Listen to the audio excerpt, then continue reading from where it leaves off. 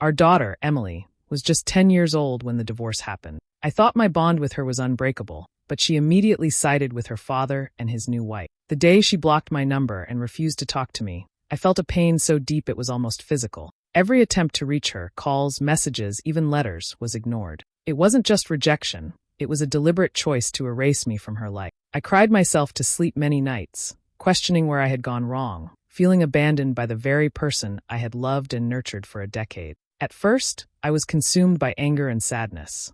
I hated Samantha for influencing Emily, for painting me as the bad parent. But over time, I realized that I couldn't force my daughter to love me. I had to rebuild my life, not just for myself, but for the possibility of one day reconnecting with Emily. I moved to a new city, started working as an interior designer, and slowly began to regain confidence in myself. I met Alex Harper, a kind coworker who supported me when I doubted my worth, and for the first time in years, I felt a sense of hope. Even though Emily was distant, I didn't give up entirely. I found small ways to influence her life without interfering, sending thoughtful gifts, supporting her education quietly, and showing through my own actions that life could be strong and independent. I wanted her to see that despite the betrayal, I was still her mother, still someone who loved her unconditionally. Over the years, Emily began to notice changes. She saw my achievements, my strength, and even the kindness I showed to others. Slowly, doubt crept in about Samantha's intentions and the way she had shaped Emily's perception of me. By the time Emily reached adulthood, she was curious about the mother she had rejected.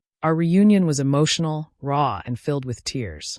We faced the pain of the past together, but I had learned to forgive while also standing firm in my own work. Looking back, the sweetest revenge wasn't hurting anyone. It was living a full, happy life, showing Emily that I survived, thrived, and never lost myself. The betrayal cut deep, but it also shaped me into a stronger, wiser woman. And finally, after 14 long years, my daughter and I found our way back to each other. Every time I tried to call Emily, my heart sank a little more. The phone would ring, and then silence. Texts went unanswered. Even small gestures, like sending a note or leaving a voicemail, were met with cold indifference. It wasn't just rejection. It felt like my existence was being erased from her world. Watching my daughter, who I had raised and loved unconditionally, repeat the words and ideas that Samantha fed her about me was unbearable. She began to echo the criticisms, the distortions, and even some of the lies. It was subtle, almost invisible, but the way she started avoiding me, siding with her father on every minor issue, cut deeper than I could have imagined. Mark stayed silent for the most part,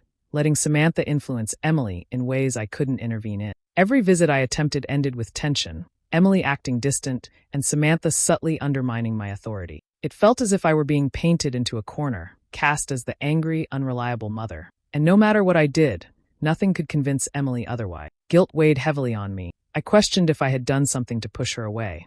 Anger bubbled beneath the surface, but it wasn't directed at Emily. It was directed at the situation, at the unfairness of being punished for circumstances beyond my control. There were nights I lay awake wondering if I would ever matter to her again, feeling helpless and powerless as the bond one had nurtured for a decade slipped through my fingers. And yet, in that helplessness, a quiet determination began to grow. I realized that I couldn't allow myself to be erased.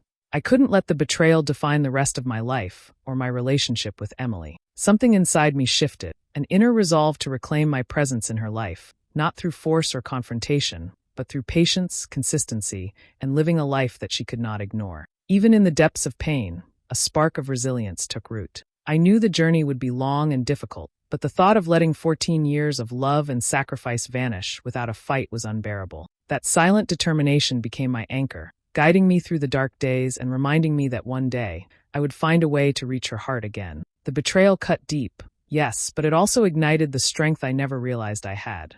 After months of heartache, I decided to leave everything behind and start over in a new city. The unfamiliar streets and quiet neighborhoods felt like a blank canvas, a chance to shape a life that belonged entirely to me. I threw myself into my work as an interior designer, pouring creativity and energy into every project. Each completed design became more than just a professional achievement. It was proof that I could rebuild something beautiful from the fragments of my past. It wasn't long before I met Alex Harper, a colleague who seemed to understand without needing explanations. He offered encouragement when I doubted myself and celebrated small victories alongside me. With his support, I began to regain confidence in ways I hadn't felt in years. I discovered a version of myself I had nearly forgotten, capable, strong, and deserving of happiness. Slowly, I learned to enjoy my own company, to trust my instincts, and to embrace the independence I had once taken for granted. Financial stability followed hard work and determination. I managed to secure clients who valued my vision, and for the first time, I felt in control of my life. The fear that had once paralyzed me, of being alone, of being ignored by Emily, of being powerless, began to fade. In its place grew a quiet resolve, a sense of authority over my own destiny. I promised myself I would never allow anyone to diminish my worth again, that I would reclaim every ounce of strength the past had tried to steal from me. Alongside my personal growth, a subtle plan formed in the back of my mind. It wasn't about revenge through confrontation or malice. It was about proving to myself, and eventually to Emily, that I could rise above betrayal and rebuild a life on my own terms. Every late night at work, every creative decision I made, every challenge I overcame became a small step toward that goal. The pain of being shut out by my daughter was still there, but it no longer controlled me. In this new life, I found a renewed sense of purpose. I was no longer just a mother fighting for her child's attention. I was a woman determined to thrive, independent of anyone else's approval. The foundation I laid for myself became a shield against the past, and a beacon for the future I intended to claim, not just for me, but for the eventual reunion I hoped would come, when Emily would see the woman I had become. As the years passed, I realized Emily had built an entire story about me in her mind, one where I had walked away and abandoned her. The things she believed weren't true, but they had taken root because of the constant influence of Mark and Samantha. It was painful to see my daughter growing up under misconceptions, praising them for choices I had never made and blaming me for decisions that weren't mine. Slowly, I began to understand the extent of the manipulation and how carefully my presence had been minimized in her. I refused to confront it head-on at first. Instead, I looked for quiet ways to leave a mark, ways to remind her of who I was without forcing a meeting or argument. I sent thoughtful gifts on birthdays, sometimes something that aligned with her interests or achievements. Books she loved, art supplies, little notes of encouragement tucked inside. I learned about her school accomplishments through distant relatives and quietly celebrated them, letting her know in subtle ways that I noticed that I still cared and that I had never stopped being proud of her. Occasionally, I contributed to scholarships or programs she benefited from, ensuring my support was felt without creating conflict. While doing this, I also focused on myself, realizing that influence worked both ways. I refined my career, took on bigger projects, and began building a reputation that reached far beyond the city I had moved to. Each step forward in my life became a form of leverage, not over Emily directly, but over the narrative that had been constructed around me. My success, my growth, and my independence were quietly becoming undeniable markers that could not be ignored forever. There was a subtle tension that grew from this distance. The more I advanced, the more cracks I saw forming in the story Samantha had created. Friends and acquaintances began to mention my achievements in ways Emily could hear, and I sensed moments where she started questioning what she had been told. I never forced the issue, but each step I took to better myself and remain present in small ways planted seeds of doubt, slowly chipping away at the certainty she had about her father and Samantha. It was a delicate balance, remaining invisible enough to avoid confrontation, yet influential enough that my presence could not be erased completely. In the quiet of my renewed life, I felt a growing sense of power and possibility. I knew the time would come when Emily might finally recognize the truth, and I wanted to be ready, strong, and unshakable when that moment arrived. Each small act, each careful choice, was a step toward reclaiming a place in her heart without the chaos of anger or resentment. Over time, my work began to draw attention in ways I hadn't expected. Clients recommended me to others, invitations to design exhibitions arrived, and my name started appearing in local magazines. Recognition wasn't just professional, it was personal validation. For the first time since the divorce, I felt entirely capable of standing on my own. Financial independence followed, giving me freedom I hadn't known I could achieve, and with it came a sense of self-respect that no one could take away. Socially, I became part of circles I had never imagined, attending events where my contributions and ideas were genuinely valued. Meanwhile, I heard bits and pieces about Mark and Samantha's life. From casual conversations with mutual acquaintances, it became clear that their household was far from the picture-perfect image Emily had grown up believing. Samantha's controlling nature had intensified over the years, and she was constantly dictating every aspect of their family's life. The tension between her and Mark seemed to grow, and Emily often appeared anxious and pressured in their home. While I didn't relish anyone else's struggles, knowing that their perfect family had cracks brought a quiet satisfaction, a reminder that appearances rarely tell the whole story. As I gained strength and independence, my confidence flourished. I wasn't the same woman who had once felt powerless or defeated. Every milestone, Every recognition reinforced the belief that I could not be pushed aside, not by my ex-husband, by Samantha, or even by my own past fears. With this newfound strength came clarity. It was time to think about reconnecting with Emily, but carefully. I knew the past couldn't be undone with force or insistence. Any attempt to reach her had to be measured, considerate, and patient. I began making plans quietly, considering ways to bridge the gap that had existed for over a decade. Small gestures, meaningful support, and consistent presence became part of my strategy. I understood that rebuilding trust would take time, and I was willing to wait, knowing that my achievements and independence had already begun to speak for themselves. I was no longer someone to be dismissed or misunderstood. My triumphs were proof that I had survived, that I had thrived, and that one day, those accomplishments might become the doorway to reconnecting with the daughter I had never stopped loving. With each success, my resolve strengthened. I was no longer acting out of desperation or fear. I was deliberate, intentional, and patient. The path to Emily's heart was a long one, but I now had the tools, the confidence, and the life to approach it in a way that could not fail. Not through force, but through proof of who I had become. One evening, while attending a local charity event, I unexpectedly ran into one of Emily's teachers, Mrs. Lawson. She recognized me immediately and, with a kind but hesitant tone, mentioned some of the difficulties Emily had been facing at school. Hearing that my daughter was struggling emotionally hit me like a punch to the chest. It was a reminder that even from a distance, I still carried a responsibility and a connection to her life that no one could sever completely. I listened carefully, absorbing every detail without revealing my presence in her life, knowing that any overt attempt to intervene could backfire. Motivated by this encounter, I decided to immerse myself more in volunteer work. I joined a program supporting children from challenging backgrounds, helping with tutoring, organizing activities, and providing mentorship.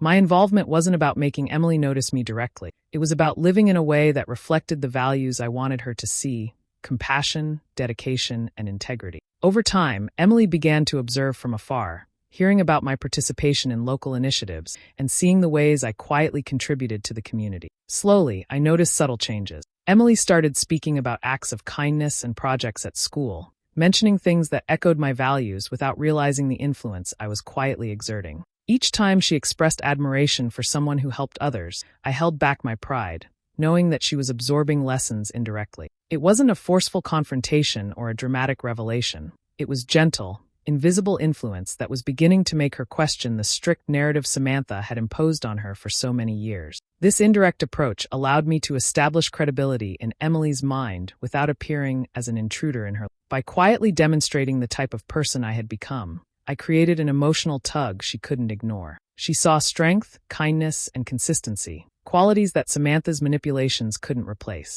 The process was slow, almost imperceptible, but every step strengthened the connection I had once feared lost forever. It was a delicate balance, maintaining distance while making an impact. Yet each moment spent volunteering, each child helped, and each example of integrity I displayed planted seeds of awareness in Emily's mind. She began to sense that there was more to the story than Samantha had presented. The walls built by years of manipulation were starting to crack, and I could feel the invisible threads of influence slowly weaving our bond back together, even without her knowing I was the one guiding them. Over time, I began hearing from mutual acquaintances and noticing subtle signs that Emily was starting to see cracks in the life Samantha had built around her. Small comments, hesitant questions, and moments of doubt revealed that Emily had begun to question some of the rules and narratives she had been taught. Samantha's controlling tendencies and occasional dishonesty were becoming more obvious to Emily, and I could sense her internal conflict growing. She wasn't ready to confront it fully, but the seed of skepticism had been planted, and I knew it would slowly take root. I continued focusing on my own path, living in a way that quietly demonstrated the values I wanted Emily to embrace. I handled challenges with grace, showed empathy to those around me, and maintained a calm confidence that came from years of rebuilding my life. Whether through my career achievements, the way I treated others, or my dedication to helping children in need, I became a living example of independence and strength. Emily was watching, even if she didn't realize it, and these subtle observations began to influence her perception of what a parent could be.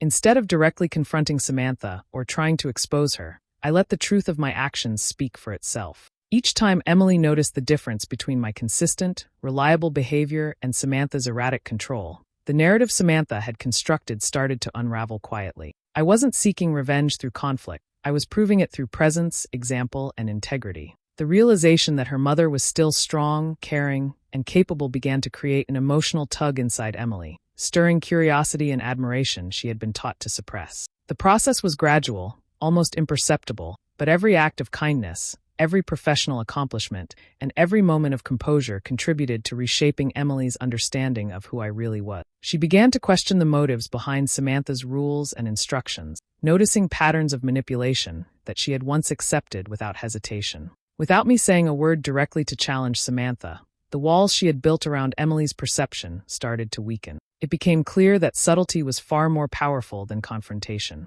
By quietly embodying independence, strength, and unwavering love, I began to reclaim my place in Emily's life. The emotional bond one thought had been severed was slowly returning, guided by the truth that couldn't be hidden forever. Samantha's control, no matter how tightly imposed, was beginning to loosen, and I could feel the first real signs of change in my daughter's heart. By the time Emily turned 24, the distance between us had begun to shrink, though quietly and cautiously. She started reaching out in small ways, asking for advice on work decisions or guidance on personal matters, never openly admitting she wanted me in her life, but making it clear she valued my input. Each message, each phone call, carried a mixture of hesitation and longing, as if she were testing the waters, unsure how far she could let me back in. I responded thoughtfully, careful not to overwhelm her, offering support while letting her take the lead. Meanwhile, Samantha sensed the shift and panicked. Her attempts to maintain control became more obvious, more forceful, and the tension between them began spilling into their interactions. Emily would sometimes hesitate before answering questions at home or seem distracted by internal conflict, caught between the habits of loyalty Samantha had instilled and the growing recognition of my presence in her life. I could feel the strain from a distance, knowing that Samantha's attempts to dominate were only highlighting the contrast between us, her manipulation versus my steady, unwavering support. I understood that a direct confrontation with Emily was inevitable, but I refused to approach it recklessly. I spent weeks preparing myself mentally and emotionally, considering how to reunite without blame, without anger, and without pressure. I wanted her to feel safe in my presence, to know that the years apart hadn't changed the love I had for her. My goal was not to criticize Samantha, but to offer a genuine, heartfelt connection that could withstand the tension Samantha had created. When the day finally arrived for us to meet face to face, I carried myself with calm confidence, holding space for Emily's emotions without imposing my own. I listened as she spoke, her voice trembling between frustration, guilt, and longing. I answered with patience and compassion, validating her feelings while showing that I was no longer the vulnerable, powerless mother of the past. Each moment was charged with emotion, yet grounded in dignity, reinforcing the trust we had begun to rebuild. For the first time in over a decade, the gap between us felt bridgeable. I could see the beginnings of recognition in Emily's eyes, not just of who I was, but of the years of consistency, strength, and care I had maintained despite the distance. Samantha's control had weakened, not through confrontation, but because the truth of my presence, my life, and my love for Emily could no longer be ignored. The reunion was only the start, but it marked the turning point where our bond could finally begin to heal. The day Emily finally confronted me, I felt a mixture of anticipation and apprehension I hadn't experienced in years. She arrived hesitant, her eyes flickering between anger, confusion, and something deeper that resembled longing. The words poured out of her, questions, accusations, and confessions all tangled together in a torrent of emotion. It was overwhelming, a collision of pain and love, of resentment and regret, as though years of silence had been compressed into a single fragile moment. I listened carefully, letting her voice fill the space, knowing this was the moment she had needed for herself, not just for me. When it was my turn to speak, I chose my words with care. I forgave, not because forgetting was necessary, but because holding on to resentment would not serve either of us. At the same time, I made it clear that certain boundaries were essential. I would love her unconditionally, but I would no longer allow past betrayals to dictate the terms of our relationship.